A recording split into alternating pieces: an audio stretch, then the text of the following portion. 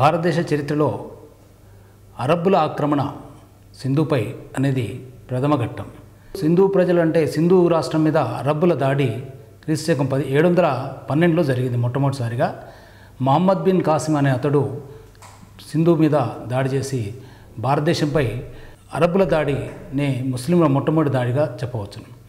అరబ్బుల దాడికి ముందు మనము దీని పూర్వపరాలు చూసుకుంటే మహమ్మద్ ప్రవక్త స్థాపించిన మహమ్మదీయ మతాన్ని గురించి కాస్త చెప్పుకోవాల్సి ఉంటుంది.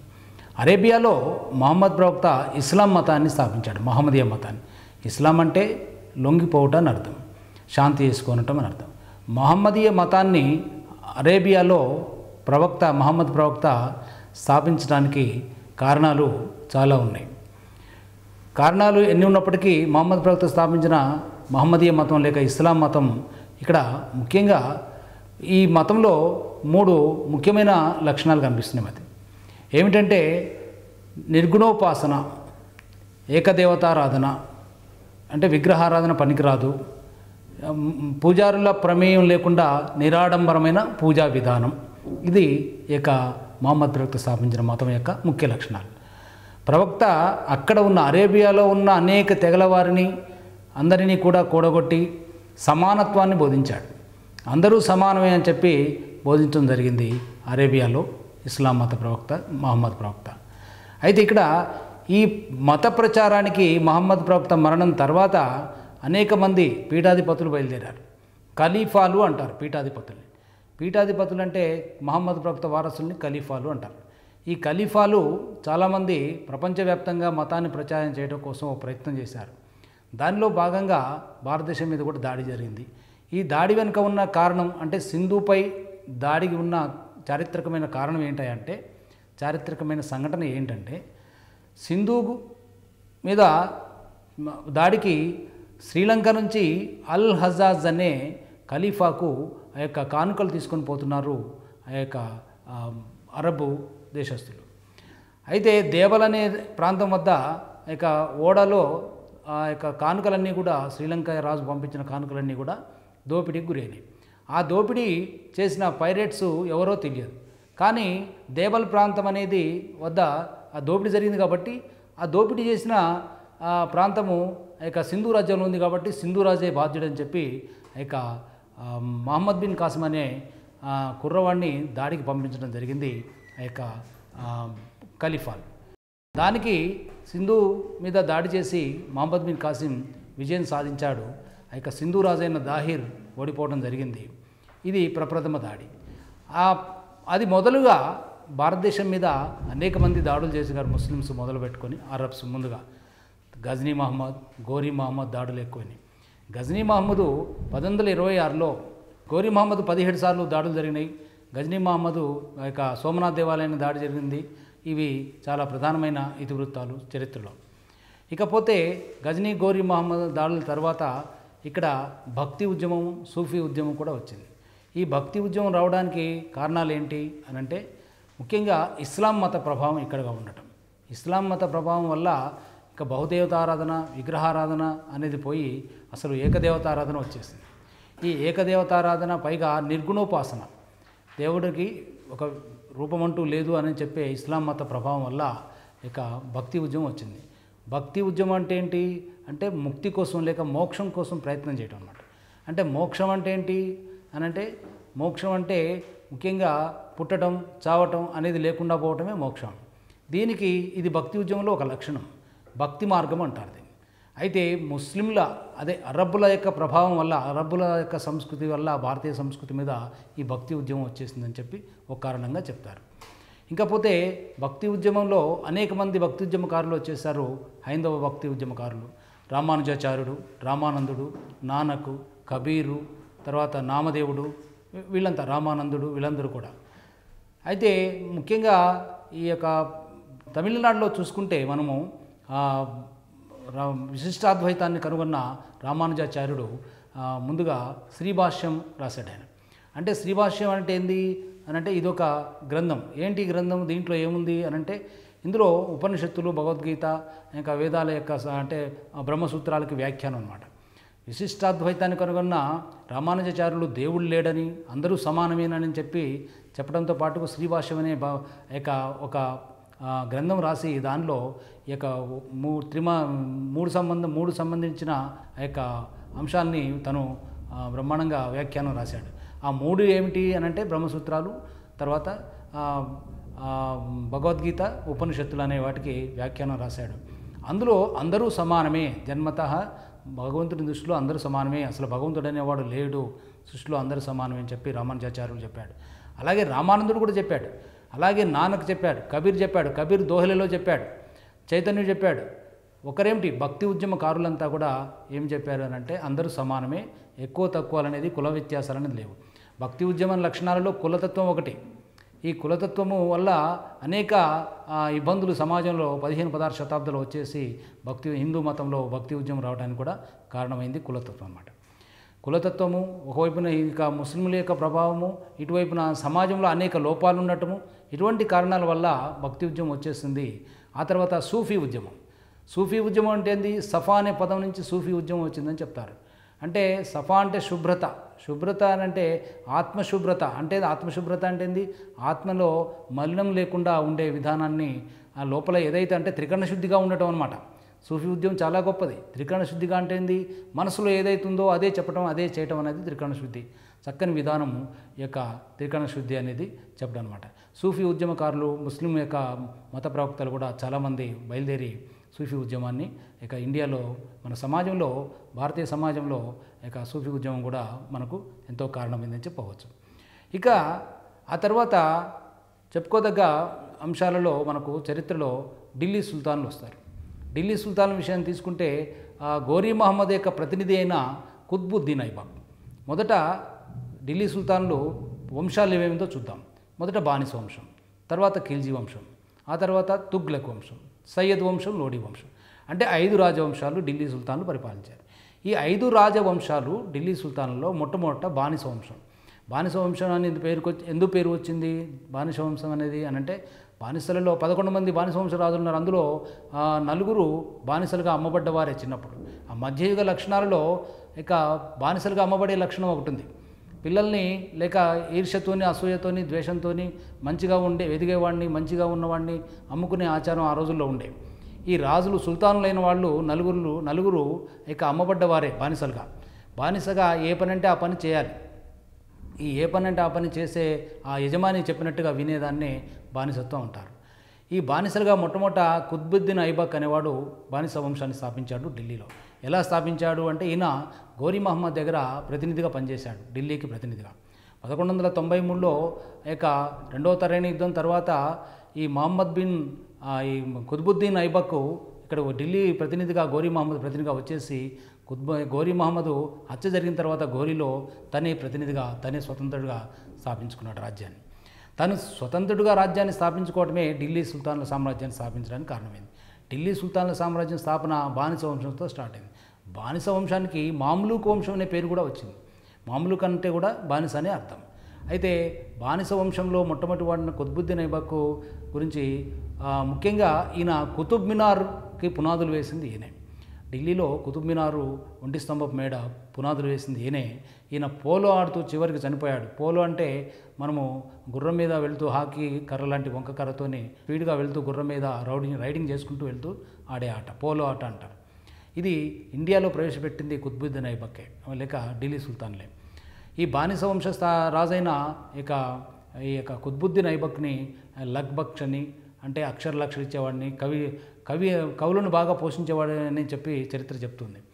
ఈయన అనేక మసీదులు కూడా కట్టించాడు. గొప్ప రాజుగా పేరు తెచ్చుకున్నాడు. ఇకపోతే ఈయన తర్వాత ఇల్టుట్మిష్ వచ్చాడు, ఈయన అల్లుడు. ఇల్టుట్మిష్ అందగాడు. ఈయన కూడా అమ్మబడ్డవాడే బానిసగా. ఈయన కాలంలో గొప్పగా చారిత్రకమైన అంశం ఏంది అంటే చెహల్గనీ కూటమి ఏర్పాటు. చెహల్గనీ అనే సర్దార్ల కూటమి, ఒక 40 మంది కూటమి ఏర్పడారు. ఈ 40 మంది సర్దారులు ఒక కూటమిగా ఏర్పడి సుల్తాన్కి ఎప్పుడూ ముప్పు తెస్తూ ఉండేవాళ్ళు. ఆ 40 మంది సుల్తానుల్లో 40 మంది సర్దారుల్లో ఎవడు గొప్ప, నువ్వు గొప్ప, నేను గొప్ప అని చెప్పి వాళ్ళలో వాళ్ళే సేడిలుగా ఉంటూ వాళ్ళలో వాళ్ళే ఇదిగా ఉంటుండేవాళ్ళు. ఇది దానికి మనం ఢిల్లీ సామ్రాజ్యానికి చాలా ఎసరు పెట్టినట్టుగా, చాలా ఇబ్బంది కలిగినట్టుగా ఉన్నదన్నమాట.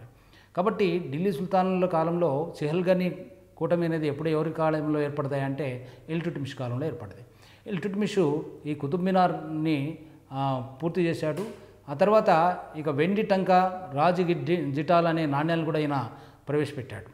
అంతకుముందు సుల్తానా రజియా కూడా పరిపాలించింది, ఏకైక మహిళ, ఢిల్లీని పరిపాలించిన ఏకైక మహిళ.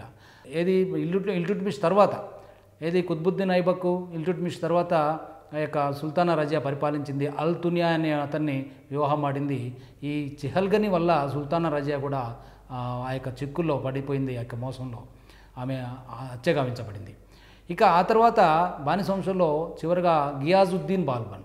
ఈ గియాజుద్దీన్ బాల్బను బానిస వంశంలో గొప్పవాడు. ఈయన ఏం చేశాడు అనంటే పర్షియన్ పద్ధతులు ప్రవేశపెట్టాడు పరిపాలనలో. అంటే సుల్తాన్ పాదాలకి వంగి నమస్కారం పెట్టడం, ఇక సింహాసనానికి ముద్దు పెట్టడం, ఇటువంటి పద్ధతులు, పర్షియన్ పద్ధతులు ప్రవేశపెట్టడం జరిగింది బాల్బను గొప్పవాడు. కాకపోతే తను హుందాగా ఉండేవాడు. ఎవరితోనూ పరిహాసాలు కానీ ఎవరితోనూ ఎక్కువగా మాట్లాడేవాడు కాదు. తన హోదాకు తగని వారితో మాట్లాడేవాడు కాదు. కానీ మహమ్మద్ అనే తన పెద్ద కుమారుడు యుద్ధంలో చనిపోతే అంతఃపురంలో అర్ధరాత్రప్పుడు లేచి కుమిలి ఏడ్చి ఇక ఆరోగ్యం చెడి చనిపోయేవాడని చెప్పి చరిత్ర చెప్తూ ఉంది. గియాజుద్దీన్ బాల్బన్ చివరి బానిసవంశ రాజు. ఈ బానిసవంశ రాజు గియాజుద్దీన్ బాల్బన్ తర్వాత మనం చెప్పుకోదగినది ఖిల్జీ వంశం. అల్లావుద్దీన్ ఖిల్జీ గొప్పవాడు. ఖిల్జీ వంశంలో జలాలుద్దీన్ ఖిల్జీ, తర్వాత అల్లావుద్దీన్ ఖిల్జీ, తర్వాత ఇంకా మాలిక్ కాఫర్ కొంతకాలం ఉన్నారు. వీళ్ళు ముఖ్యంగా ఖిల్జీ వంశంలో అల్లావుద్దీన్ ఖిల్జీ గొప్పవాడు. అల్లావుద్దీన్ ఖిల్జీ అనగానే మనకు కొట్టొచ్చినట్టుగా కనపడేది మార్కెట్ సంస్కరణలు. మార్కెట్ సంస్కరణలు అంటే ఇప్పుడు ఆధునిక టెక్నాలజీ యుగంలో మార్కెట్లో కూడా సంస్కరణల్ని మనం చేయలేకపోతున్నాం, మార్కెట్ల మీద కమాండింగ్ చేయలేకపోతున్నాం. కానీ ఆ రోజుల్లో చరిత్రలో ఆ యొక్క 16వ శతాబ్దంలో ఇక అల్లావుద్దీన్ ఖిల్జీ చక్కని ధరలు ప్రవేశపెట్టి మార్కెట్లో ఒక సైనికుడు, ఒక మామూలు వ్యక్తి రేట్లకు కొనుక్కునే వస్తువులు తగిన రేట్లకు కొనుక్కునే విధంగా సంస్కరణలు ప్రవేశపెట్టాడు. మార్కెట్ రిఫార్మ్స్ అంటారు. అయితే ఎవరైనా తప్పుడు తూకాలు కానీ తప్పుడు వ్యవహారాలు కానీ చేస్తే వాళ్ళని కఠినంగా శిక్షించిన సందర్భాలు కూడా చరిత్రలో లేకపోలేదు.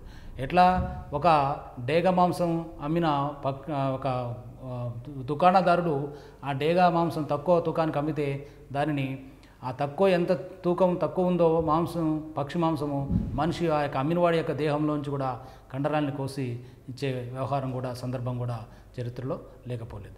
అల్లావుద్దీన్ ఖిల్జీ ఆ యొక్క మిగతా దక్షిణ భారతదేశము, ఉత్తర భారతదేశం అంతా జయించాడు. ఇక ఉత్తర భారతదేశంలో రాణి పద్మిని కోసం చిత్తూరు మీద దాడి చేయటం అనేది చారిత్రకమైన అంశం. నీ భార్యను ఒక అద్దంలో చూపినా నేను వెళ్ళిపోతాను, లేకపోతే నీ మీద దాడి చేసి రాజ్యాన్ని కొల్లగొడతానంటే రాణి పద్మిని యొక్క భర్త అయిన రతన్ సింగ్ ఒప్పుకోక తను యుద్ధం చేసే ఓడిపోయాడు. కానీ పద్మిని చేజిక్కకుండా జోహార్ చేసింది. ఇది ఒకటి గమనించదగ ప్రఖ్యాతమైన చారిత్రక అంశం. ఇకపోతే దక్షిణ భారతదేశంలో కాకతీయుల మీద అల్లావుద్దీన్ ఖిల్జీ దాడి చేశాడు. కాకతీయుల మీద దాడి చేసి కాకతీయులు, పాండ్యులు, యాదవులు ఇక వీళ్ళందరి మీద దాడి చేసే బాధ్యత ఇక మాలిక్ కఫూర్ అనే ఒక యూంచ్ అంటే నపుంసకుడికి అప్పగించాడు. అతను ఈ యొక్క కాకతీయుల రాజ్యం మీద దాడి చేసి రెండవ ప్రతాపరుద్రుడిని ఓడించేసి కప్పం కట్టుకునేటట్టు చేశాడు. అది యుద్ధాలలో ప్రముఖమైనవి. ఇక సుందరపాండ్యుడు అనే పాండ్య రాజ్యం మీద అన్నదమ్ములు ఇద్దరు కొట్లాడుతుంటే వాళ్ళిద్దరిలో ఒకరిని సింహాసనం మీద కూర్చోబెట్టడం కూడా జరిగింది. ఇది అల్లావుద్దీన్ ఖిల్జీ స్టోరీ. తర్వాత తుగ్లక్ వంశం వచ్చింది. తుగ్లక్ వంశంలో ముఖ్యంగా మనకు గొప్పవాడు మహమ్మద్ బిన్ తుగ్లక్. ఈ మహమ్మద్ బిన్ తుగ్లక్ చర్యలను బట్టి పిచ్చి తుగ్లక్ అనేది చరిత్రకారులు. బరోని అనేవాడు పరస్పర విరుద్ధ నిలయాల గుణాలు ఉన్నవాడని చెప్తాడు. పరస్పర విరుద్ధ నిలయాలకు నిలయం ఉన్నవాడు, పరస్పర విరుద్ధ గుణాలకు అని చెప్పి, లేక పిచ్చి తుగ్లక్ అని చెప్పి బరోని చెప్పిన ఆ యొక్క అంశము మనకు చరిత్రలో కనపడుతుంది. ఎట్లాంటి ఆధారాలు ఏంటంటే ముఖ్యంగా ఈయన చేసిన సంస్కరణలో ఇక క్యాపిటల్ చేంజ్ అనేది, అంటే రాజధాని మార్పిడి. ఎక్కడి నుంచి మారిపోయాడు? ఢిల్లీ నుంచి ఇక దేవగిరికి లేక దౌలతాబాద్కి. దౌలతాబాద్ అని పేరు పెట్టి అక్కడి నుంచి ఇక్కడికి రాజధాని మార్చాడు. మహారాష్ట్రలో ఉన్న ఎక్కడో ఢిల్లీ రాజధానిగా కాకుండా మహారాష్ట్ర, వింధ్య పర్వతాల యువతల మహారాష్ట్రలో ఉన్న దేవగిరికి రాజధానిని మార్చేసరికి అటువైపున విదేశాల యొక్క రాజుల యొక్క విదేశీ శత్రువులు యొక్క దాడులు ఎక్కువైపోయినాయి. అంటే మధ్య భారతదేశంకి ఎందుకు రాజధాని మార్చాడు అంటే తన పరిపాలనా సౌకర్యం కోసమని చెప్తాడు. పైగా తను భారతదేశంలో మధ్యగా ఉంటుంది అని చెప్పి ఉద్దేశంతో మారిస్తే అటువైపున శత్రులేఖ దాడులు ఎక్కువైపోయినాయి. ఆ శత్రు దాడులు తట్టుకోలేక ఇక్కడ ఇంకొక విషయం ఏంటంటే ఇక్కడ మధ్య భారతదేశంలో ఉష్ణవేడికి తట్టుకోలేక మహమ్మద్ బిన్ తుగ్లక్ మళ్ళీ చలో ఢిల్లీ అన్నాడు. 700 మైళ్ళు ఉన్న దూరంలో అక్కడి నుంచి ఇక్కడికి ఎవరిని కూడా ఉండనీయకుండా అధికారులతో సహా ఒక పిల్లి కూనను కూడా మార్పించాడని చెప్పి బరోని చెప్తాడు. పిల్లి కూనను అంటే పిల్లి కూన అంటే పిల్లి పిల్ల అంటే ప్రతి ఒక్కరిని ఢిల్లీ నుంచి దేవగిరికి మార్చాడు. మళ్ళీ దేవగిరి నుంచి చలో ఢిల్లీ అని చెప్పి మళ్ళీ అక్కడికి మార్చాడు. అంటే ఎందుకు ఇలా చేస్తున్నాడు? అందుకే ఇటువంటి చర్యలు ఇటువంటి సంస్కరణలు చట్టాల వల్లనే అతన్ని పిచ్చి తుగ్లక్ అనడం జరిగింది. తర్వాత రెండవ సంస్కరణ కాయిన్స్ చేంజ్ అంటే రాగి నాణ్యాలు ముద్రించడం. రాగి నాణ్యాలు ఫస్ట్ బంగారు నాణ్యాలు ముద్రించి రాగి నాణ్యాలు తీసేసి బంగారు నాణ్యాలు ముద్రించి ప్రతి ఇల్లు ఒక టంకశాలగా మార్చేటట్టు చేశాడు. అంటే నాణ్యాల ముద్ర అనేది ఎవరు చేయకూడదనే విషయం చెప్పకుండా ఒక చట్టం సరిగ్గా చేయకపోయేసరికి ప్రతి ఇల్లు టంకశాలగా మారితే నాణ్యాలు తెచ్చిచ్చిన వాళ్ళకి బంగారం ఇస్తానని చెప్పి అనేసరికి ఖజానా ఖాళీ అయిపోయింది. అంటే ఇవన్నీ ఏంటంటే చేసిన తర్వాత మళ్ళీ పశ్చాత్తాపపడే వ్యవహారం. కానీ వాస్తవంగా తుగ్లకంత గొప్పవాడు ఎవరూ లేడు. పరస్పర విరుద్ధ గుణాలకు నిలయముడి అయినప్పటికీ కూడా చాలా గొప్ప మేధావి. దస్తూరి చాలా బాగా ఉంటుంది. అనేక తర్కశాస్త్ర సంగ్రహాన్ని అనేక శాస్త్రాలని తను శాస్త్రాల్లో మేధావి. అనేక శాస్త్రాల్లో అవపోషణ పట్టిన దిట్ట. చాలా గొప్పవాడు, వేదాంతి, తాత్వికుడు, అన్ని రకాలుగా చెప్పుకోవచ్చు ఆయన. ఇంకొక సంస్కరణ మూడో విషయాన్ని చెప్పాలి. ఆ మూడో సంస్కరణ ఏంటంటే తను భూమి శిస్తు పెంచడం. గంగా యమున అంతర్వేది ప్రాంతంలో భూమి శిస్తు పెంచాడు. ఎలా పెంచాడు? శిస్తు పెంచాడు కానీ అక్కడ కరువు వస్తున్న పరిస్థితిని తట్టుకోలేక చూడక శిస్తు రెట్లు పెంచేసరికి ప్రజలు అక్కడి నుంచి రైతులంతా ఆ ప్రదేశాన్ని ఖాళీ చేసి గంగా యమున అంతర్వేది ప్రాంతంలో ఎటెటో వెళ్ళిపోయారు. అప్పుడు జనమంతా మళ్ళీ వెళ్ళిపోయేసరికి ప్రజలు అధికారులు చెప్పేసరికి భూమి శిస్తుని తగ్గించాడు. అంటే సరైన అవగాహన లేకుండా తొందరపాటుతోని అనేక సంస్కరణలు చేసి పిచ్చి తుగ్లక్గా పేరు తెచ్చుకున్నాడు మహమ్మద్ బిన్ తుగ్లక్.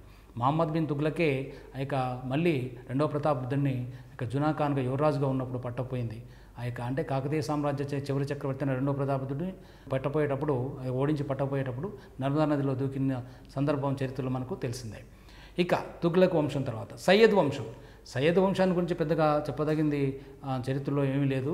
బిజిర్ ఖాన్ సయ్యద్ దాన్ని స్థాపించాడు. తర్వాత చివరిగా లోడీ వంశం విషయానికి వస్తే లోడీ వంశంలో ముగ్గురు రాజులు కనిపిస్తారు ముఖ్యంగా మనకి. బహ్లాల్ లోడీ, సికిందర్ లోడీ, ఇబ్రహీం లోడీ చిట్ట చివరి వాడు. బహ్లాల్ లోడీ స్థాపించాడు. సికిందర్ లోడీ ఆగ్రా ఫోర్ట్ని నిర్మించాడు, ఆగ్రా కోటని.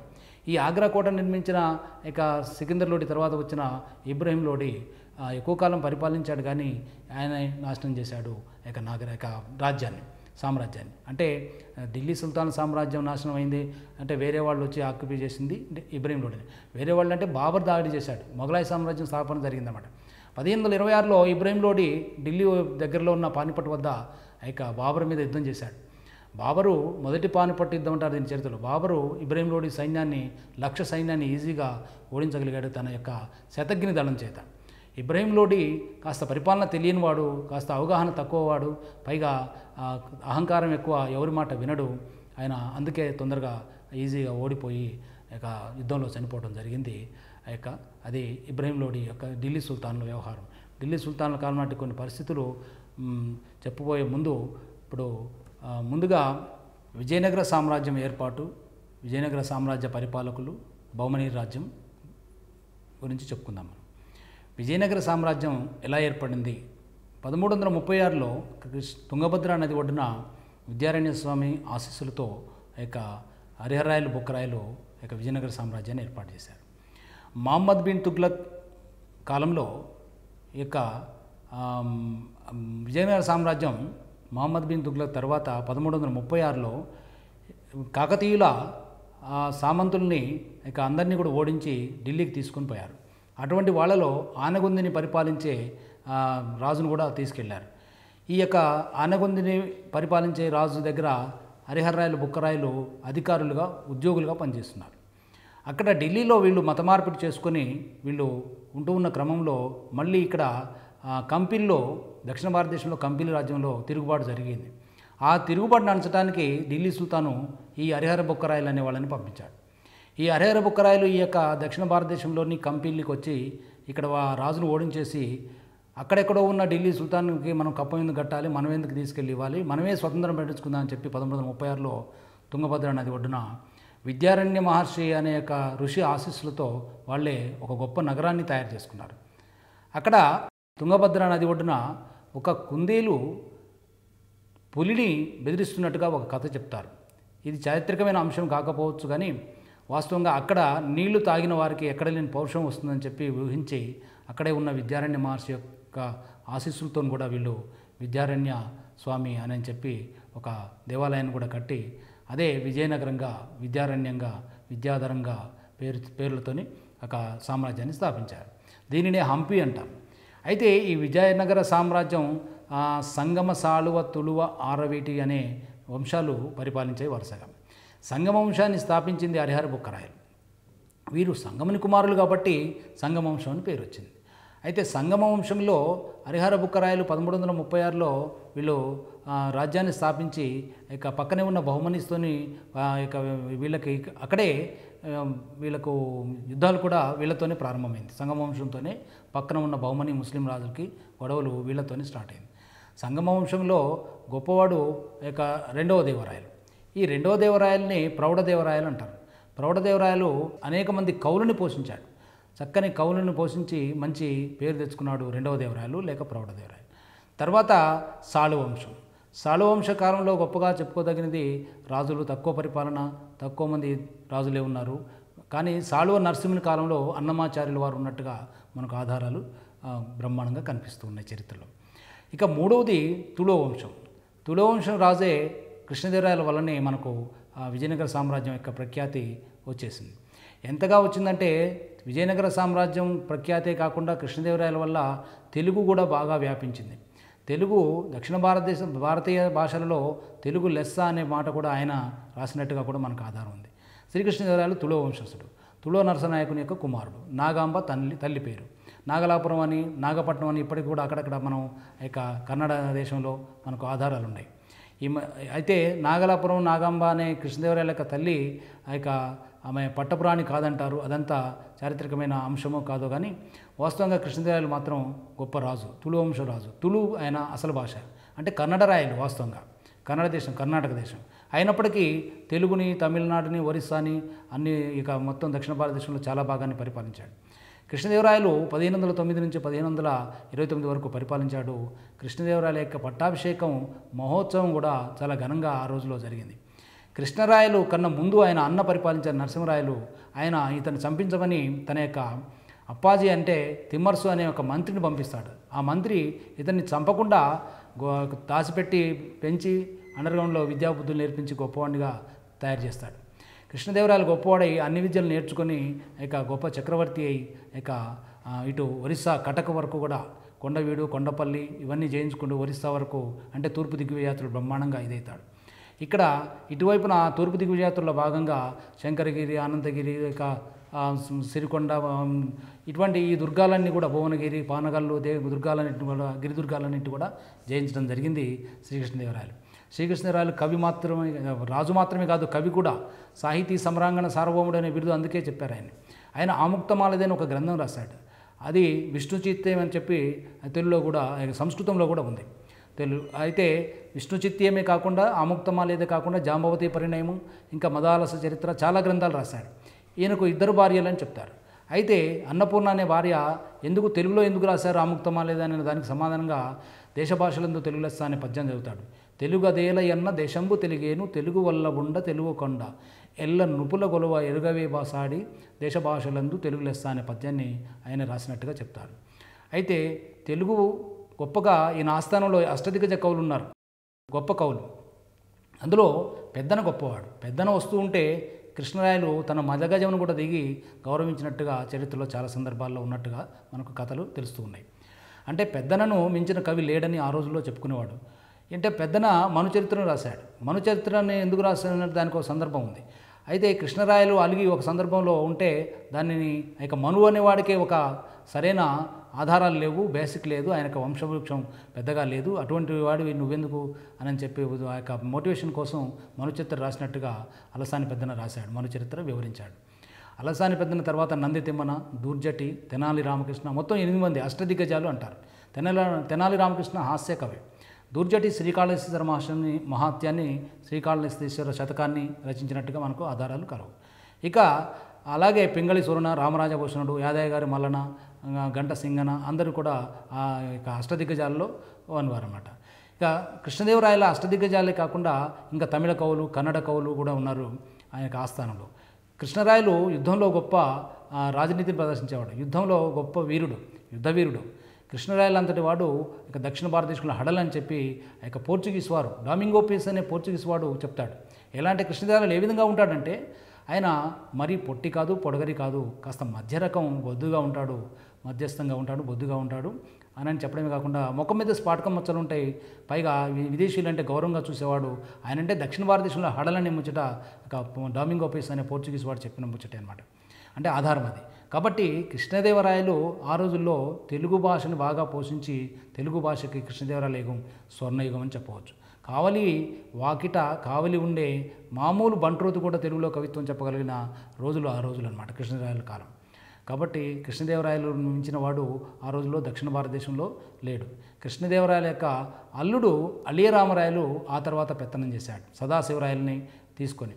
సదాశివరాయల్ని సింహాసనం మీదకి పెట్టి ఆయన, అంటే సదాశివరాయలు అంటే కృష్ణదేవరాయల యొక్క తమ్ముడు, ఆ సదాశివరాయలు నామకే వస్తే రాజుగా చేసి ఈయన బ్రహ్మాండంగా పరిపాలన చేశాడు. పక్కన బహుమనీ రాజ్యం ఉంది. ఈ బహుమనీ రాజ్యం 5 రాజ్యాలుగా అప్పటికి విడిపోయింది.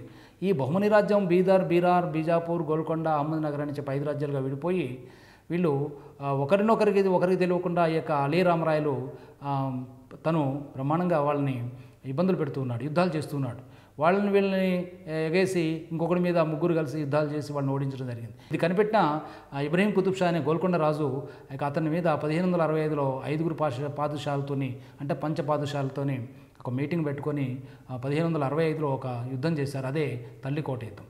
ఈ తల్లికోట యుద్ధంని బన్నిహట్టి యుద్ధం అని, ఇక రాకాసి గండి అని, రాక్షసతంగడి అనే పేర్లు కూడా ఉన్నాయి. ఈ 1565లో తుంగభద్రా నది ఒడ్డున రాకాసి గండి అనే ప్రాంతాల వద్ద జరిగిన యుద్ధంలో ఆ పంచపాదుషాలు కలిసి ఇక విజయనగర చక్రవర్తి అయిన అలిరామరాయల్ని, సదాశివరాయల్ని ఓడించేసి ఇక అలిరామరాయల యొక్క శిరస్సుని ఖండించి బల్లెంతో ఎత్తి ఇక పైకి చూపేసరికి విజయనగర నుంచి పారిపోయి ఆహాకారాలతో భయంకరంగా వెళ్ళిపోయినట్టుగా చరిత్ర చెప్తుంది మనకి.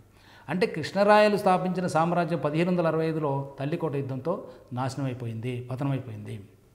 ఇంకా ఆ తర్వాత కూడా ఆరవీటి వంశం వరకు కూడా పరిపాలన సాగింది 1680 వరకు. కానీ అది నామకే వస్తే అది మామూలుగానే అడిగింది 3వ శ్రీరంగరాయల పరిపాలన వరకు కూడా.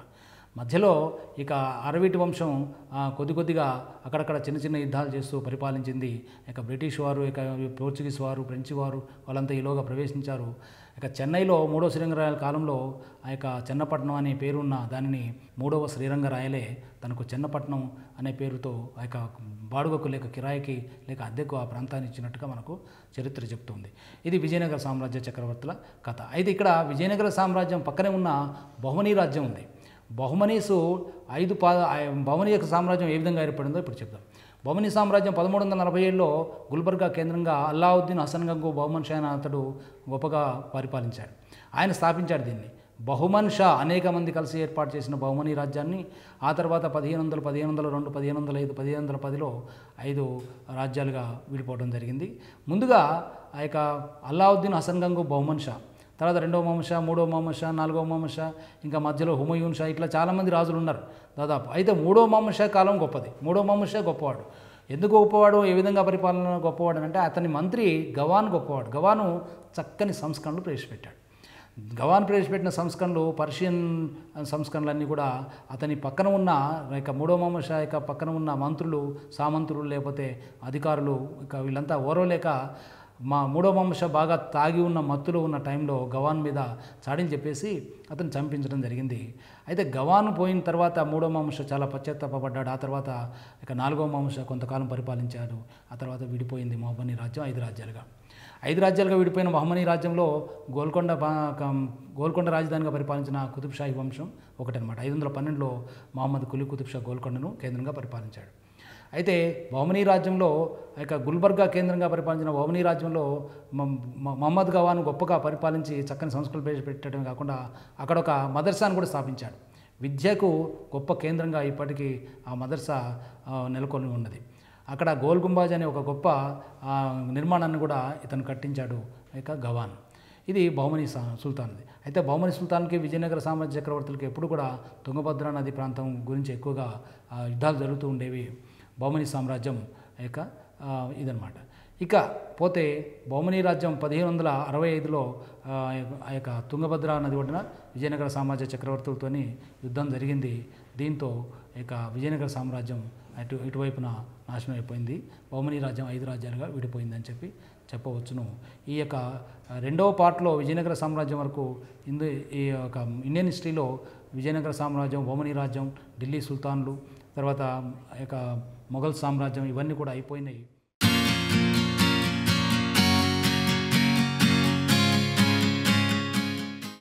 గ్రూప్ 2 సిలబస్లో భాగంగా ఇండియన్ హిస్టరీలో మొఘల్ చాప్టర్ని చెప్పుకుందాం ఈరోజు. మొఘల్స్లో బాబరు మొఘలాయి సామ్రాజ్యాన్ని స్థాపించాడు 1526లో. మొఘలాయి సామ్రాజ్యం, మొఘల్స్ అనే పదం ఎలా వచ్చిందంటే మంగోల్ అనే పదం నుంచి మొఘల్ అనే పదం వచ్చింది. అయితే మొఘల్ సామ్రాజ్యం స్థాపించిన బాబరు రాకముందు భారతదేశ పరిస్థితులు ఏ విధంగా ఉన్నాయి? భారతదేశంలో ఉత్తర దక్షిణ భారతదేశాల్లో రాజకీయంగా అనేక విపత్కరమైన పరిస్థితులు, అల్లకల్లోలమైన పరిస్థితులు ఉన్నాయి. ఉత్తర భారతదేశంలో 2 రాజపుత్ర రాజ్యాలు, 4 ముస్లిం రాజ్యాలు ఉన్నాయి. దక్షిణ భారతదేశంలో 2 రాజ్యాలుగా విడిపోయింది. దక్షిణ భారతదేశంలో 2 రాజ్యాలుగా విడిపోయిన దక్షిణ భారతదేశంలో హిందూ రాజ్యాలు, ముస్లిం రాజ్యాలు కూడా ఉన్నాయి. హిందూ రాజ్యాలు విజయనగర సామ్రాజ్యం ఉంది. ముస్లిం రాజ్యాలు యొక్క బహుమనీ రాజ్యం ఉంది. బహుమనీస్కి విజయనగరస్కి ఏమాత్రం ఇది కాకుండా ఎప్పుడు శత్రుత్వంతో పోరాడుతూ ఉండేది. ఉత్తర భారతదేశంలో గుజరాత్, మాల్వా, కాశ్మీర్, కాబూల్ ఇవన్నీ కూడా సింధు, మాల్వా, తర్వాత ముల్తాన్ ఇవన్నీ ఒకరికొకరు పోట్లాడుతూ ఉన్నాయి. బాబరు దండయాత్ర గురించి మనం చెప్పుకుంటూ ఉన్నాము. మొదటి పానిపట్ యుద్ధం 1526 ఏప్రిల్ 21న పానిపట్లో ఇబ్రహీం లోడిని ఓడించే క్రమం చెప్పుకుంటూ ఉన్నాం. బాబర్ది 10,000 సైన్యం మాత్రమే, ఇబ్రహీం లోడిది 1,00,000 సైన్యం.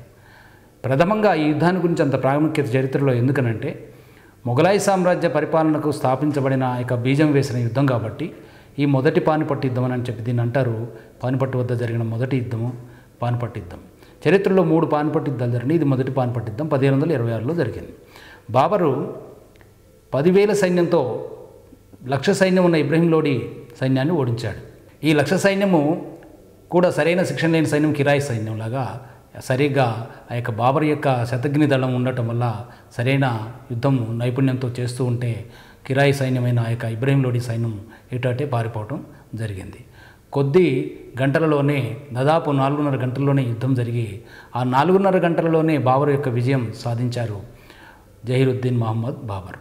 బాబర్ 1526 ఏప్రిల్ 21న మొదటి పానిపట్టు యుద్ధం జరిగిన తర్వాత విజృంభించి ఆ తర్వాత భారతదేశంలోకి ప్రవేశించి ఢిల్లీ సామ్రాజ్యాన్ని ఆక్రమించేసి మొఘల్ సామ్రాజ్యాన్ని స్థాపించినట్టుగా ప్రారంభమైందన్నమాట.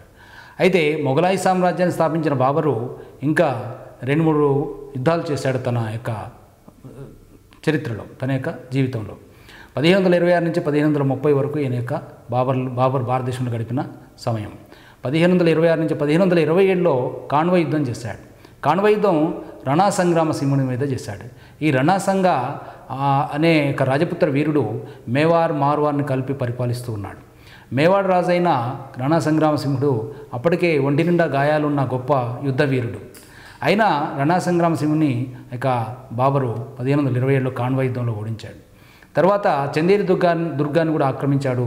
చందేరి దుర్గాన్ని మేదినీ రాయ్ అనే అతను పరిపాలిస్తున్నాడు. అతను కూడా రాజపుత్ర వీరుడే. అది చిన్న దుర్గం. అది 1528లో దాన్ని ఆక్యుపై చేశాడు. చివరగా గోగ్రా యుద్ధం చేశాడు బాబరు 1529లో. ఇబ్రహీం లోడి యొక్క తమ్ముడు ఆ తర్వాత మహమ్మద్ పారిపోయి బెంగాల్కు పారిపోయి అక్కడ గోగ్రా దగ్గర బాబర్ని ఎదిరించాడు. అది చివరి యుద్ధం. బాబరు 4 యుద్ధాలతో మొఘలాయి సామ్రాజ్యాన్ని స్థాపించాడు. 1530లో ఈయన చనిపోయాడు. 1530 డిసెంబర్ 24న చనిపోయిన బాబరు తను స్వీయ చరిత్ర కూడా రాసుకున్నాడు. టర్కీ అరబ్బీ పారసీక భాషలో క్షుణ్ణంగా తెలిసిన బాబరు టర్కీ భాషలో తుజ్కీ బాబరీ అనే పుస్తకాన్ని స్వీయ చరిత్రగా రాసుకున్నాడు. ఉద్యానవనాల రాజు అనే పేరు ఎనుకున్నది. పైగా స్వీయ చరిత్రల రాజు అని కూడా ఇతనికి మంచి బిరుదు కూడా ఉన్నది. బాబర్కి అన్ని మతాల మీద సరైన అవగాహన ఉన్నప్పటికీ కొంత పరమసహనం లేనివాడని కూడా కొంతమంది చరిత్రకారులు చెప్తూ ఉంటారు. అయితే బాబరు మంచి పాండిత్యము, మంచి ఉద్యానవనాలంటే బాగా పెంచిన రాజుగా, మంచి ఆయనకు ప్రావీణ్యం ఉన్న రాజుగా, మంచి అభిమానం ఉన్న రాజుగా, చెట్లన్నా ఉద్యానవనాలన్నా మంచి అభిమానము. అందుకే ఎక్కువగా ఉద్యానవనాలను పెంచాడు. ఉద్యానవనాల రాజు అని కూడా బాబర్ని చెప్పవచ్చు. బాబర్కి 4 కుమారులు. బాబర్ తర్వాత వచ్చిన రాజు హుమయూన్, మొఘలాయి చక్రవర్తుల్లో. ఈ మొఘలాయి చక్రవర్తుల్లో హుమయూను అంటే నాసిరుద్దీన్ మహమ్మద్ హుమయూన్ అని పూర్తి పేరు. నాసిరుద్దీన్ మహమ్మద్ హుమయూన్ అంటే టర్కీ భాషలో అదృష్టవంతుడు అని అర్థం. అలాగే బాబర్ అంటే కూడా అర్థం ఉంది. బాబర్ అంటే ఏంటి? టర్కీ భాషలో పులి అని అర్థం. ఈయనని అదృష్టవంతుడనే పేరు ఉంది హుమయూన్కి. కానీ చరిత్రలో చరిత్రకారులంతా చెప్పేది అంటే అంత దురదృష్టవంతుడు లేదని చెప్తూ ఉంటారు. ఎందుకు అంటే ఆయన పడ్డ కష్టాలు అటువంటి, ఆయన గుణగుణాలు అటువంటి. ఆయన మంచి గుణగణాలే ఎక్కువగా ఉన్నాయి. ఇతరులంటే గౌరవం ఎక్కువ. చిన్న పనివారి నుంచి పెద్దవారి వరకు కూడా అందరినీ గౌరవించేవాడు. రాజ్యానికి వచ్చిన కొత్తలో తన తమ్ముళ్ళకి, మిగతా 3కి తను రాజ్యాన్ని పంచి ఇచ్చాడు. రాజ్యాన్ని పంపకం అనేది ఏ రాజు కూడా చేయడు. తను స్వతహాగా రాజ్య పంపకం చేపట్టాడు. మంచి గుణాల విషయానికి వచ్చేసరికి రాజు హుమయూను చక్కగా అందరితోని గౌరవింపబడటం, గౌరవంగా చూడటం అనే గొప్ప విషయం కాకుండా క్షమాపణ కోరితే వెంటనే ఎంత పెద్ద తప్పైనా మర్చిపోయే గుణం ఉంది. లోపాలు కూడా ఉన్నాయి. నల్లమందు తినడం, త్రాగుడు, తర్వాత నాట్యం ఇటువంటి లోపాలు కూడా ఉండటం వల్ల ఆయన జీవితంలో అనేక కష్టాలు అనుభవించాడు. 1530 నుంచి 1556 వరకు దాదాపు 25 సంవత్సరాలు పరిపాలించిన హుమయూను తను తిరిగి రాజ్యాన్ని కోల్పోయి మధ్యలో రాజ్యాన్ని తిరిగి నిలబెట్టుకున్నాడు. హుమయూను అంత దురదృష్టవంతుడు లేడు. కానీ హుమయూను అదృష్టవంతుడు అనే పేరు ఉంది. హుమయూన్కి మిగతా తమ్ముళ్ళకి చాలా తేడా ఉంది. హుమయూన్ని చంపాలని కూడా మిగతా తమ్ముళ్ళు 3 కూడా ప్రయత్నాలు చేశాడు. హిందాల్, అస్కరీ, కమ్రాన్. హిందాల్ చిన్నవాడు. బాబర్ హిందూ దేశాన్ని జయించే టైంలో పుట్టాడని హిందాల్ అని పేరు పెట్టారు. అస్కరీ, కమ్రాన్. అస్కరీ యుద్ధభూమిలో పుట్టాడు, కమ్రాన్ కూడా యుద్ధభూమిలోనే పుట్టాడు. అయితే ఈ 3 తమ్ముళ్ళు తనను ఎప్పుడు ఏం చేస్తున్నా కూడా పట్టించుకోకుండా, వాళ్ళకి తెలియదని, అమాయకులని, ఇలా ఉదారత్వం ఎక్కువగా ఉండేది హుమయూన్కి. వీళ్ళు రాజ్యాన్ని ఎప్పుడు ఆక్రమించుదామా అనే ఉద్దేశంతోనే హుమయూనుని తమ్ముళ్ళు ఎప్పుడు ఎన్నుపోటు పొడుస్తూ ఉండేవాళ్ళు. ఎప్పుడు చంపుదామా, రాజ్యాన్ని ఆక్రమించుదామని హుమయూన్ని మిగతా తమ్ముళ్ళు కూడా ప్రయత్నం చేస్తూ ఉండేవాళ్ళు. ఆ తర్వాత హుమయూను చివరిగా 1566లో గ్రంథాలయం మెట్లు దిగుతూ ఢిల్లీలో మెట్లు పడిపోయి చనిపోయాడు. హుమయూన్ తర్వాత వచ్చినవాడు మొఘల్ సామ్రాజ్య చక్రవర్తి కాదు కానీ సూర్వంశం చక్రవర్తి షేర్షా 5 సంవత్సరాలు పరిపాలించాడు. షేర్షా అసలు పేరు ఫరీద్. 1472లో జన్మించాడు. ఈయన 5 సంవత్సరాలు మాత్రమే పరిపాలించినప్పటికీ చక్కని పరిపాలనా సంస్కరణలు ఏర్పాటు చేశాడు.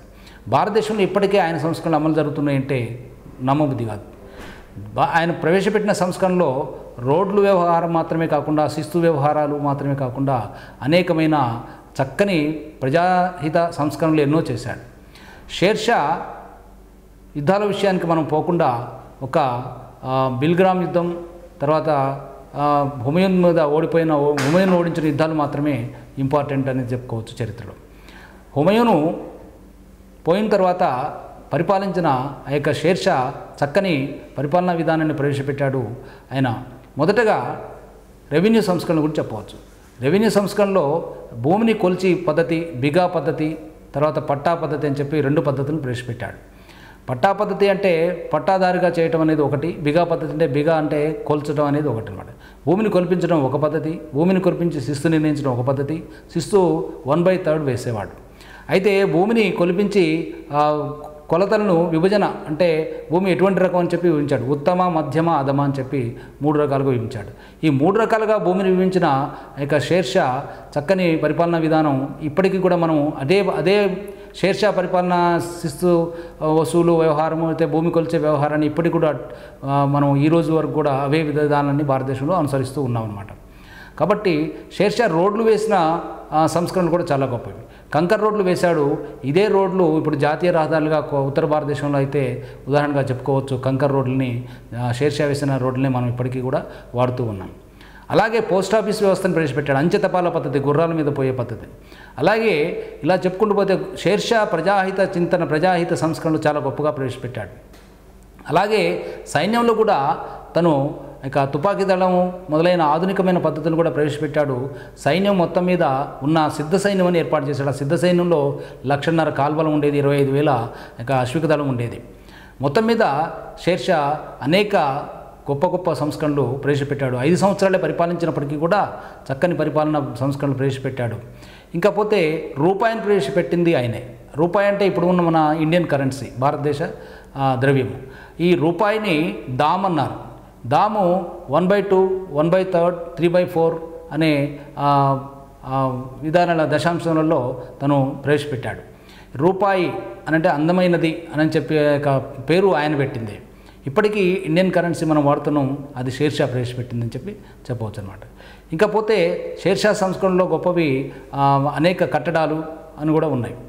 హుమయూన్ సమాధి చక్కని వాస్తు ప్రతీక అనమాట. హుమయూన్ సమాధి ఇప్పటికీ మనం చాలా గొప్పగా చూస్తూనే ఉన్నాం. ఆ తర్వాత షేర్షా సమాధి చాలా గొప్పది అని చెప్పవచ్చు.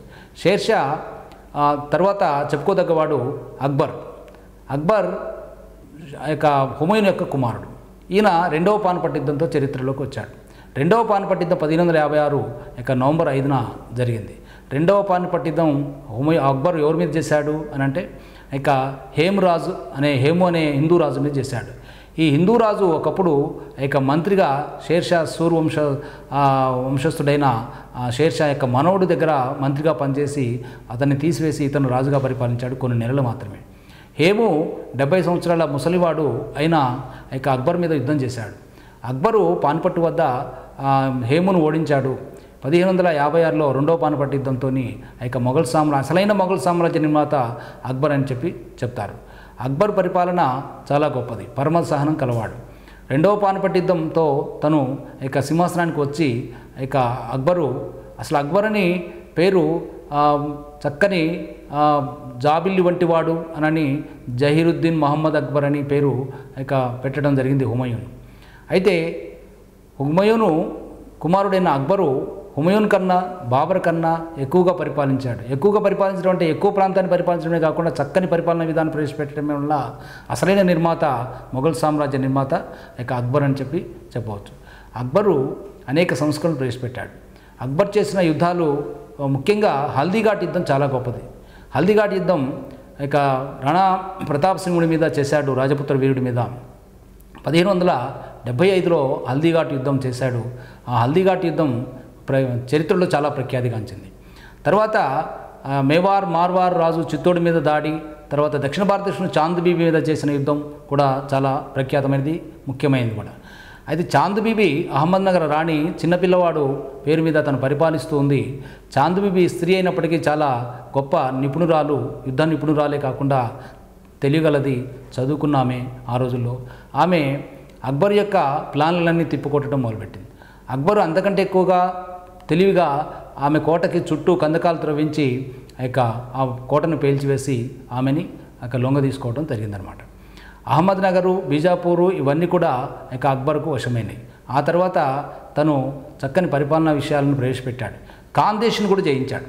ఈ ఖాందేశు మన మధ్య భారతదేశంలో వింధ్యసాత్పుర పర్వతాల్లో ఉంది.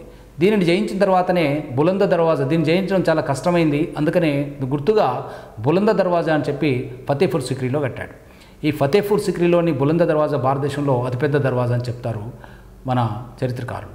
ఇకపోతే అక్బరు పరిపాలన విషయానికి వస్తే షేర్షా పరిపాలన విధానాన్ని అక్బరు కూడా ప్రవేశపెట్టాడు. మహమ్మదీయ మతానికి జాబిల్లి వంటి వాడైన అక్బర్ చక్కని పరమోత్సాహనం కలవాడు. అనేక మత సంస్కరణలు కూడా చేశాడైనా. హిందువుల్ని ఎట్టి పరిస్థితుల్లోనూ ఇబ్బంది పెట్టకుండా మిగతా ముస్లిం చక్రవర్తులలా కాకుండా చక్కని పరిపాలన సంస్కరణలు ప్రవేశపెట్టాడు. అమోఘత్వ ప్రకటన చేశాడు. ఇబదత్ ఖాన్ అనే ప్రార్థనా మందిరాన్ని కట్టించాడు. దీనీ ఇలాహీ అనే కొత్త మతాన్ని 1582లో స్థాపించాడు. 1575లో ఇబదత్ ఖాన్ అనే ప్రార్థనా మందిరంలో అన్ని మతాల వాళ్ళు కూర్చొని యొక్క మత ప్రార్థనలు లేదా మత సమావేశాలు చేసేవాళ్ళు.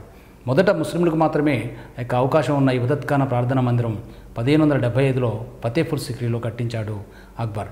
అమోఘత్వ ప్రకటన తనే చదివాడు. అంటే ఖుత్బా చదవటం అంటే అల్లాహో అక్బర్ అనేది అక్బర్ నుంచే ప్రారంభమైంది.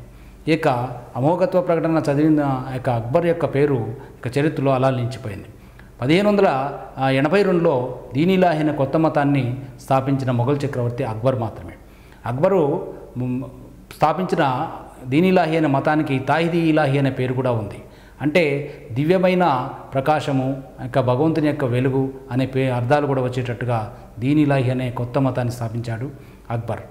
అక్బరు దీన్ ఇలాహీలో 18 మంది మాత్రమే చేరారు. అందులో మొట్టమొదటి చేరినవాడు బీర్బల్ అనే హాస్యకారుడు, అక్బర్ యొక్క ఆస్థాన విదూషకుడు అని చెప్పవచ్చు. అక్బర్ స్థాపించిన కొత్త మతము ఎవరు చేరకపోయినా కూడా ఒక కొత్త చరిత్ర సృష్టించి కొత్త మతాన్ని స్థాపించాడు అక్బర్ అని చెప్పవచ్చు. అక్బరు పరమత సహనానికి నిదర్శనంగా హిందువుల మీద అనేక పన్నులు తీసివేశాడు. జిజా పన్నును తీసివేశాడు, యాత్రికుల పన్నును తీసివేశాడు. అలాగే హిందువుల పండుగలను తను స్వయంగా ఆచరించాడు. ఆ యొక్క దసరా, దీపావళి మొదలైన పండుగలన్నీ కూడా తను కూడా ఆచరించాడు. తను జంధ్యం ధరించేవాడు. స్వయంగా ఇక జైనమత సిద్ధాంతాల్ని అంటే మద్యము, మాంసము అవన్నీ త్యజించాడు. అలాగే తను బజార్లో కూర్చొని అరుగు మీద కూర్చొని వీధులలో ఎక్కడో చూస్తూ తను శూన్యంలోకి ప్రవేశించి ఆ యొక్క ఏదేదో తాత్వికమైన ఆలోచనలు చేస్తూ ఉండేవాడు హిందూ చక్రవర్తిలాగా. అతను హిందూ రాణికి జన్మించినవాడు కాబట్టి హిందూ యొక్క భావాలు ఎక్కువగా ఉన్నాయని చెప్పి చరిత్రకారులు కొంతమంది చెప్తారన్నమాట. జైనమత సిద్ధాంతాలకి అనుగుణంగా ఇంకొక హిందూ మతస్థుడు కూడా బయటకు వచ్చేసి అక్బర్ యొక్క అంతఃపురానికి వెళ్ళి అతనికి స్మృతి పురాణ ఇతిహాసాలన్నీ కూడా నేర్పాడు. ఆయన దేవి పురుషోత్తమ అనే అతను అక్బర్కి. అలాగే ఇక అక్బర్ యొక్క ప్రావీణ్యం ఎంత గొప్పది అంటే అవతలి మతస్థుల్ని అంటే పరమత సహనాన్ని కలిగి ఉండటం అనేది గొప్ప విషయం. అలాగే అక్బర్ యొక్క పరమత సహనంతో పాటుగా అక్బరు మిగతా యుద్ధరంగంలో ఎవరైనా మిగతా మతస్థులు ఇతర మతస్థుల యొక్క స్త్రీలు పట్టుబడినా కూడా వాళ్ళని చాలా సాధారణంగా గౌరవించే ఆహ్వానించే ఒక అక్బర్ యొక్క చక్రవర్తి ఉదాహరణని గొప్పగా చెప్పుకోవచ్చు అన్నమాట. ఇకపోతే అక్బర్ యొక్క మిగతా సంస్కరణల విషయానికి వెళ్తే తను ఆ యొక్క బులంద దర్వాజా నిర్మించాడు. ఆ యొక్క బులంద దర్వాజా ఖాందేశ్ జయించిన సందర్భంగా. అలాగే ఇబదత్ ఖాన్ అని ప్రార్థనా మందిరాన్ని కట్టాడు. అమోఘత్వ ప్రకటన చేశాడు. అలాగే తను దీన్ ఇలాహీ అనే కొత్త మతాన్ని స్థాపించాడు. ఇవి మాత్రమే తన జీవితంలో ఇంపార్టెంట్గా చెప్పవచ్చు. ఇక అక్బర్ తర్వాత సింహాసనానికి వచ్చినవాడు ఇక జహాంగీర్, అతని కుమారుడు. అసలు పేరు సలీం. సలీము చిన్నప్పుడు బాగా కొంటెగా అల్లరి చిల్లరి చేసేవాడు. సలీంని విద్యాబుద్ధి నేర్చేటప్పుడే అనేక ప్రజలంతా సామాన్య జనాలంతా ఇబ్బంది పెడుతూ ఉంటే సరిగా చదువుకోకుండా ఇక అక్బరు అతనిని చాలా ఇబ్బందులు కట్టడి చేసిన సందర్భాలు చాలా ఉన్నాయి. జహాంగీరు అసలు పేరు సలీం. అక్బరు ఇక సలీంకి విద్యాబుద్ధులు నేర్పించడమే కాకుండా తను చెప్పినట్టుగా వినట్లేదని చెప్పి చాలా నిర్బంధం చేశాడు. సలీం తిరుగుబాటు చేసిన సందర్భం కూడా అక్బర్ మీద ఉంది. అయితే సలీం యొక్క ప్రవర్తన బాగాలేదని అక్బరు తను కట్టుదిట్టమైన చర్యలు తీసుకున్నాడు. సలీము అక్బర్ మరణానంతరం సింహాసనానికి వచ్చాడు. సింహాసనానికి వచ్చి 11 సూత్రాలని 11 సంస్కరణలు చేశాడు. అందులో ఆగ్రా కోట దగ్గర యమునా నది ఒడ్డున న్యాయగంటను వేలాడదీయటం అనేది ఒక సంస్కరణ. అంటే అన్యాయం ఎవరికైతే జరుగుతుందో అతను వచ్చి ఆ యొక్క న్యాయగంటని లాగటం అనేది చరిత్రలో నిలిచిపోయిన సంఘటన. జహాంగీర్ స్వతహాగా జన్మతా మంచివాడే, కానీ తను అనేక కొన్ని వీక్నెసెస్ ఉండటం వల్ల, అంటే వ్యక్తిగత బలహీనతలు ఉండటం వల్ల తను చరిత్రలో ఒక రాజుగా మాత్రమే మిగిలిపోయాడు. ఏ విధంగా అంటే మద్యపానము లేదా మత్తుమందుకి అలవాటు. ఆ మత్తు నల్లమందు, ఓపియం. ఈ నల్లమందు కాకుండా 1611లో తను నూర్జహాన్ వివాహం చేసుకొని ఆమెకే పగ్గాలు అప్పచెప్పాడు. 1611లో నూర్జహాన్ అనే ఆమె అసలు పేరు మెహరున్నిసా బేగం. ఈ మెహరున్నిసా బేగంను తీసుకొచ్చి తన భర్త అలీ కులీ ఇస్లాజ్ అనేవాడు చనిపోతే తీసుకువచ్చి తను వివాహం చేసుకున్నాడు, విధవని. ఆ విధవా స్త్రీని వివాహం చేసుకునేటమే కాకుండా పగ్గాలు ఆమెకు అప్పచెప్పేసరికి ఆమె తన వాళ్ళకే బంధుప్రీతితో తన వాళ్ళకి అన్ని అధికారాలు కట్టబెట్టిందనమాట. ఆ అధికారాలు కట్టబెట్టడం వల్ల నూర్జహాన్ జుంటా అనేది మొఘల్ దర్బార్లో ఒకటి తయారైంది. నూర్జహాన్ ముఠా అని చెప్పి అనవచ్చు. తను ఈ నూర్జహాన్ జుంటా లేక నూర్జహాన్ ముఠా అనేక ఇబ్బందులు ప్రజల్ని సామాన్య జనాన్ని ఇబ్బంది పడుతుంటే జహాంగీర్ ఏమాత్రం పట్టించుకునేవాడు కాదు. జహాంగీర్ పట్టించుకోకుండా హుక్కా తాగుతూ నల్లమందు తింటూ అంతఃపురానికి మాత్రమే పరిమితమైన జహాంగీరు కాలంలో నూర్జహాన్ పరిపాలన కొంతకాలం సాగింది. నూర్జహాన్ పరిపాలనా కాలంలోనే తిరుగుబాట్లు అనేకం జరిగినాయి. అటువంటి వాటిలో తర్వాత పరిపాలించిన చక్రవర్తి అయిన స్వర్ణయుగాన్ని నిలిపిన షాజహాన్ తిరుగుబాటు కూడా చెప్పుకోదగింది. షాజహాను జహాంగీర్ యొక్క కుమారుడే, అయినా ఈ నూర్జహాన్ కుమారుడు కాదు కదా. అందుకని ఆ నూర్జహాన్ సవతి తల్లి మీద తిరుగుబాటు చేసిన సందర్భాలు చాలా ఉన్నాయి. వీళ్ళిద్దరి యొక్క ఘర్షణలో 2 ముఠాలుగా ఏర్పడిన ఘర్షణలో తను రాజ్యాన్ని కోల్పోయిందో కాబూలు కాందహార్ రాజ్యాన్ని కోల్పోవడం జరిగింది. జహాంగీరు గొప్ప చిత్రకారుడు. మొఘల్ చక్రవర్తుల్లో చిత్రకారుడు ఎవరై అంటే జహాంగీర్ మాత్రమే. జహాంగీరు ఏ చిత్రకారుడు వేశాడనే గొప్ప చెప్పగల దిట్ట జహాంగీరు. అంతేకాకుండా ఈ జహాంగీరు పరిపాలన అనంతరం నూర్జహాన్ పరిపాలించింది. నూర్జహాన్ పరిపాలనా కాలంలో పెద్దగా జరిగిన సంఘటనలు ఏమీ లేవు. రాజ్యాన్ని కొంత కోల్పోవడం తప్ప, తిరుగుబాట్లు తప్ప నూర్జహాన్ ముఠా పరిపాలించింది. ఆ తర్వాత షాజహాన్ పరిపాలన వచ్చింది. షాజహాన్ కాలాన్నే మొఘల్ చక్రవర్తుల కాలంలో స్వర్ణయుగంగా చెప్తారు. షాజహాన్ అసలు పేరు ఖుర్రం, అది అక్బర్ పెట్టాడు. ఆ పేరు సంతోషమని అర్థం. షాజహాన్ అనగానే భారతదేశ చరిత్రలో మనకి తాజ్మహల్ కనిపిస్తుంది, తాజ్మహల్ గుర్తొస్తుంది. అయితే షాజహాను సింహాసనానికి వచ్చి మామూలుగా భారతదేశం ఉత్తర దక్షిణ భారతదేశాలు జయించాడు, కానీ మళ్ళీ వాళ్ళందరితో ట్యాక్స్ కట్టించుకున్నాడు. పెద్దగా ఆ దండయాత్రల గురించి చెప్పాల్సిన అవసరం లేదు. కాకపోతే కరువు వచ్చేసింది. షాజహాను ముఖ్యంగా అనేక సంస్కరణలు చేశాడు. అనేక వాస్తు కట్టడాలు, తర్వాత చిత్రలేఖనము, శిల్పశాస్త్రాన్ని బాగా డెవలప్ చేశాడు. ఆ తర్వాత సంగీతాన్ని, సాహిత్యాన్ని బాగా డెవలప్ చేశాడు. ముఖ్యంగా షాజహాన్ అనగానే వాస్తుశాస్త్రం డెవలప్మెంట్ మనకు కనిపిస్తుంది. వాస్తువులో ముఖ్యంగా తాజ్మహల్ ఒకటి. తాజ్మహల్ యమునా నది ఒడ్డున భార్య ముంతాజ్ బేగం జ్ఞాపకార్థం 22 సంవత్సరాలు కష్టపడి ఉస్తాద్ ఇలా అనే గొప్ప ఇంజనీరు కట్టాడు. అది తెల్లని పాలరాతితో ప్రపంచ ప్రఖ్యాతిగాంచిన తాజ్మహల్ ప్రపంచ వింతల్లో ఒకటిగా చెప్తారు. తాజ్మహల్ నిర్మాణానికి రాళ్ళెత్తిన కూలీలు ఎవరని చెప్పి కవులు కూడా కీర్తించారు. అయితే తాజ్మహల్ ముఖ్యంగా ముంతాజ్ బేగం జ్ఞాపకార్థం, తన భార్య జ్ఞాపకార్థం కట్టిన తాజ్మహల్. ఆ తాజ్మహల్ తర్వాత ఇంకా దివానీ ఖాస్, ఎర్రకోట, మోతీ మసీద్ అంటే ముత్యాల మసీద్, ఇవన్నీ కూడా చాలా కట్టడాలు కట్టాడు. షాజహాను కొంతకాలం తను చివరి కాలంలో వారసత్వ యుద్ధం జరిగి తన కుమారులు 4 వారసత్వ యుద్ధం చేసి తనను జైల్లో పెట్టిన సందర్భం ఉన్నదన్నమాట. షాజహాన్ తాజ్మహల్ టర్కీ, అరబ్బీ, పర్షియన్ వాస్తు కళల సమ్మేళనం అని చెప్పి చరిత్రకారులు చెప్తారు. అయితే షాజహాను నెమలి సింహాసనాన్ని కూడా కట్టించాడు. 7 సంవత్సరాలు కష్టపడి ఈ నెమలి సింహాసనం 1,00,000 తులాల బంగారం, ప్రపంచ ప్రఖ్యాతిగాంచిన కోహినూర్ వజ్రాన్ని కూడా అందులో పొందుపరిచాడు.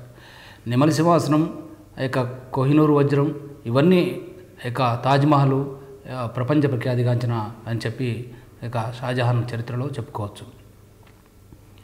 షాజహాన్ వాస్తు మాత్రమే కాకుండా సాహిత్యాన్ని కూడా పోషించాడు. తెలుగువాడైన కవి జగన్నాథ పండితరాయలు ఇతని ఆస్థాన కవి. ఈయన రసగంగాధరము, గంగాధరి అనే గొప్ప పుస్తకాలు రాశాడు. ఈ రసగంగాధరము, గంగాధర అనే చెప్పే పుస్తకాలు రాసిన జగన్నాథ పండితరాయలు షాజహాన్ యొక్క ఆస్థాన కవి. షాజహాన్ కాలంలో అనేక సూరదాసు, సుందరదాసు వీళ్ళనే కవులు కూడా ఉన్నారు. హిందీ కవులు కూడా ఉన్నారు. హిందీ రంగంలో సంస్కృతము, తెలుగు వచ్చిన జగన్నాథ పండితరాయలు షాజహాన్ యొక్క ఆస్థాన కవి. ఇంకపోతే చిత్రలేఖనం, తర్వాత సంగీతము, ఈ కళలు కూడా ఉన్నాయి. సంగీతము ముఖ్యంగా చిత్రలేఖనము, వాస్తు, శిల్ప, ఈ కళల్ని కూడా ముఖ్యంగా వాస్తు విషయంలో షాజహాను దివానీ ఖాస్ చాలా గొప్పవి కూడా చెప్పుకోవచ్చు. ఈ తాజ్మహల్, నెమలి సింహాసనం లాగానే దివానీ ఖాస్ అనేది ఎర్రకోట చాలా ప్రఖ్యాతిగాంచినవి. దివానీ ఖాస్లో మొత్తము భూమి మీద స్వర్గం అనేది ఉంటే ఇదే అదే ఇది ఇంకేమీ లేదని చెప్పి గోడల మీద రాసినట్టుగా చరిత్రకారులు చెప్తారు. షాజహాన్ తర్వాత ఔరంగజేబు పరిపాలన ప్రారంభమైంది. షాజహాను ని బంధించి సింహాసనానికి వచ్చాడు ఔరంగజేబు. అంటే వారసత్వ యుద్ధంలో తను పైకి వచ్చాడు. మిగతా ముగ్గురు సోదరుని మాయోపాయంతో గెలిచాడు. ఏ విధంగా అంటే మొదటివాడైన దారాషుకో గొప్ప కవి. ఈయన మహాసముద్ర సంఘం అనే పుస్తకం రాశాడు. పర్షియన్, అరబీ, టర్కీ తర్వాత సంస్కృత భాషలో గొప్ప పండితుడైన దారాషుకో ఎక్కువగా పరిపాలనా అనుభవం లేదు, యుద్ధానుభవం లేదు. అతన్ని యుద్ధానికి పిలిచాడు. ఏ విధంగా బెంగాల్లో పరిపాలిస్తున్న షాషుజాని, గుజరాత్ని పరిపాలిస్తున్న మురాద్ని పిలిచి తను గోల్కొండలో దక్కన్లో ఉండి వాళ్ళకి లెటర్లు రాసి ఉత్తరాలు రాసి ఆ ఉత్తరాల ద్వారా పెద్దన్న అయిన దారాషుకోని ఓడిద్దాము, నా తర్వాత నువ్వే పాలకుడి లేకపోతే నువ్వే పాలకుడి అని చెప్పి మోసం చేసి ధర్మాల్ సమాగార్ యుద్ధాల్లో దారాషుకోని ఓడించేసి మురికి ఏనుగు మీద ఊరేగింపు చేశాడు ఔరంగజేబు. మురాద్ని మధ్యలోని గ్వాలియర్లో తాగించి తాగినవాడు సుల్తాన్గా పనికిరాడని చెప్పి అతన్ని చంపించాడు, ఉరితీయించాడు. షాషుజా పారిపోయాడు. ఈ విధంగా వారసత్వ యుద్ధంలో పైకొచ్చిన ఔరంగజేబు దాదాపు అర్ధశతాబ్దం పరిపాలించాడు. దక్కన్లో 22 ఇయర్స్ ఉన్నాడు. దక్కన్లో 22 ఇయర్స్ యుద్ధాల్లోనే మునిగాడు.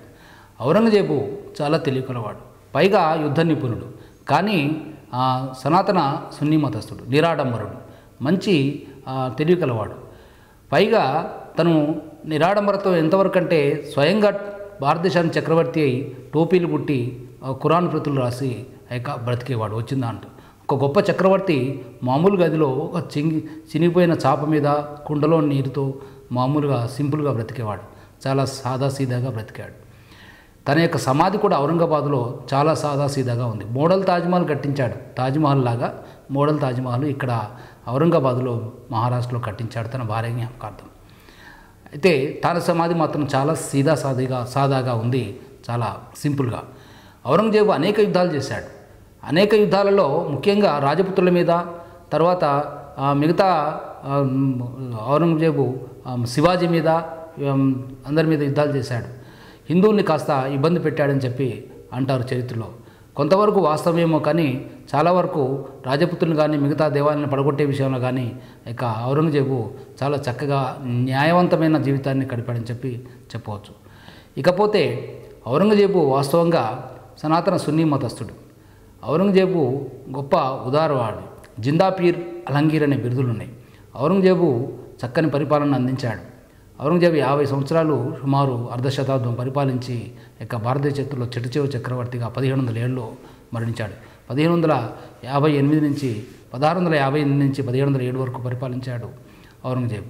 ఔరంగజేబు చివరి చక్రవర్తి. ఆ తర్వాత అంతా కడపటి చక్రవర్తులే పరిపాలించారు. 1857 సిపాయిల తిరుగుబాటులో పాల్గొన్న రెండో బహదూర్ షా వరకు చివరి చక్రవర్తుల పరిపాలన నడిచింది. ఆ చివరి చక్రవర్తుల పరిపాలనలో భారతదేశంలో అనేక రాజ్యాలు నిర్మించి పరిపాలించడం జరిగింది.